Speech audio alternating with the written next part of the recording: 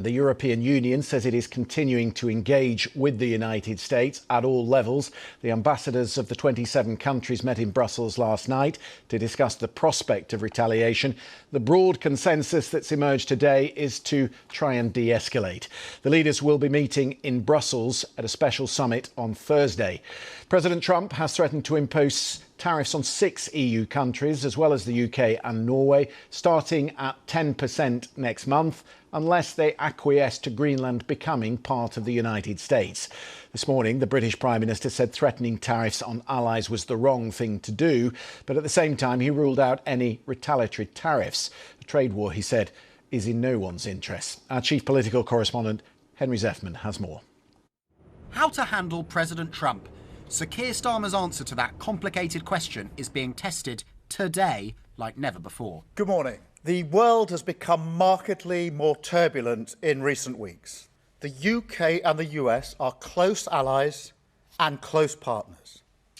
That relationship matters profoundly. This wasn't Keir Starmer rebuking Donald Trump. This was him trying to justify why he's kept him close. Mature alliances are not about pretending differences don't exist. They are about addressing them directly, respectfully, and with a focus on results. All this because of an icy island a long way away which, let's be frank, most of us have barely thought about before. President Trump says he needs more control of the Arctic, that it's vital for American and global security. And he's clearer than ever. He wants Greenland, part of Denmark, to be American instead. The right way to approach an issue of this seriousness is through calm discussion between allies. Any decision about the future status of Greenland belongs to the people of Greenland and the Kingdom of Denmark alone. This isn't just high-level geopolitics.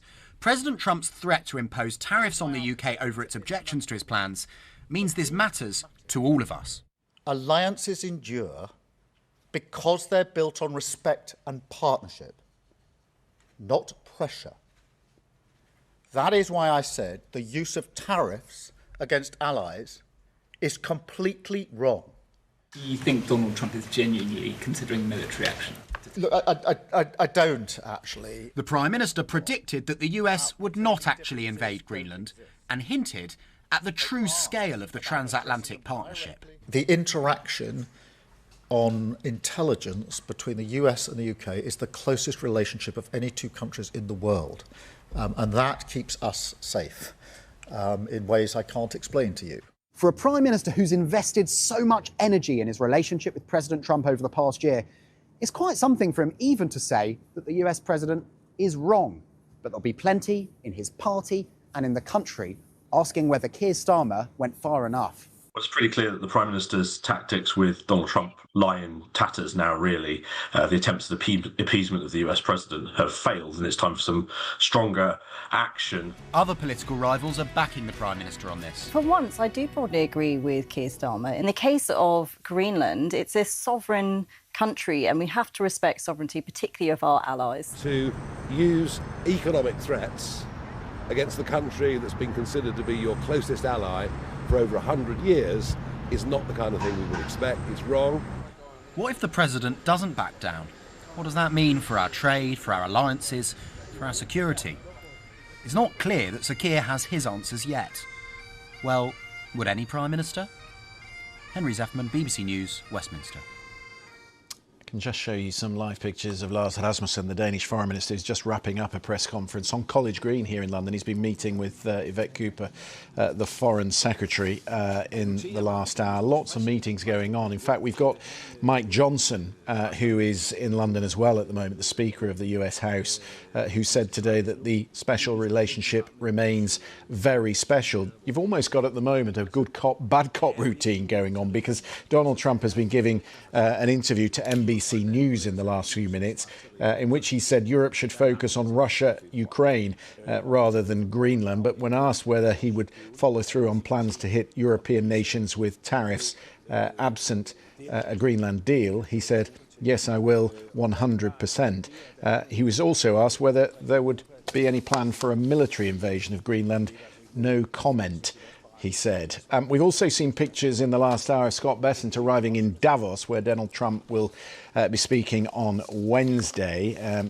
The US Treasury Secretary says America first does not mean America alone. So there is an outreach in some circles within some elements of the administration to European partners, but obviously some very hardline rhetoric that is coming from Donald Trump. And we got a flavour of that in a series of texts that he sent to the Norwegian Prime Minister, Jonas Gahr, linked to this threat to seize Greenland. In fact, he was complaining that he was not awarded the Nobel Peace Prize. It's an extraordinary message that he sent. I no longer feel, he said, an obligation to think purely of peace, although it will always be predominant, but can now think about what is good and proper for the United States of America. Denmark, he went on, cannot protect that land from Russia or China. And why do they have a right of ownership anyway? There are no written documents. It's only that a boat landed there hundreds of years ago, but we had boats landing there also. He finished, I've done more for NATO than any other person since its founding, and now NATO should do something for the United States. The world is not secure, he finished, unless we have complete and total control of Greenland. Well, the German Chancellor, Friedrich Merz, has warned the United States is now turning away from the rules-based international order. Chancellor Merz said the proposed tariffs would hurt both the United States and Europe. Today, the finance ministers of Germany and France said they would not allow the continent to be blackmailed.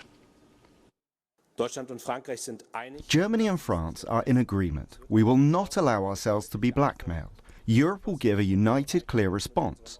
We are now preparing countermeasures with our European partners. We are preparing them in case President Trump maintains his tariff threats. Among friends, this is obviously unacceptable. We Europeans must remain united and coordinated in our response and be prepared to make full use of the European Union's instruments, the trade agreement, tariffs and the anti-coercion instruments. If these tariff threats are confirmed, we will examine them all.